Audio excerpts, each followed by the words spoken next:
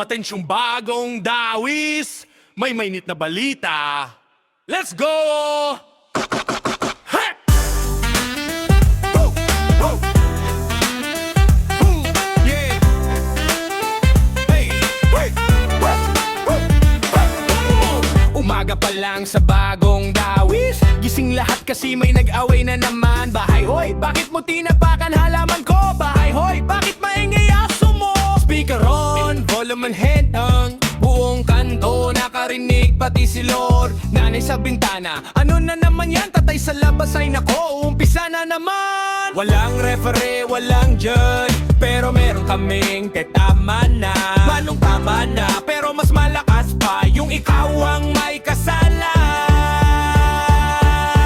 Away sa kapitbahay, araw-araw na eksena, bagong dawis drama, walang commercial break, sigawan dito, ayaw doon, tapos bukas magkakape na naman. Boom, boom, boom, away na naman. Boom, boom, boom, chismis na naman. Yung isa nakachinelas, yung isa nakaduster, yung isa may walis pang self-defense daw este. Alam mo ba kung sino ako? Alam mo ba kung gano'n na ako katagal dito? Tapos biglang lalabas si Manong Marites, kalmahan nyo yan, video ko muna. 5 minutes na sigawan, tapos biglang sige, bati na tayo. Oh, sige. Pero sa FB ko ipopost ko pa rin. Sa mga taga-bagong dawis, normal lang yan, be. Ngayon mag-aaway, bukas maghihiraman ng toyo. Sa susunod na linggo, magsasabong na ulit.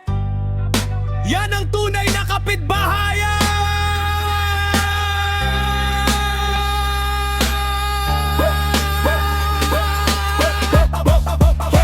Away sa kapit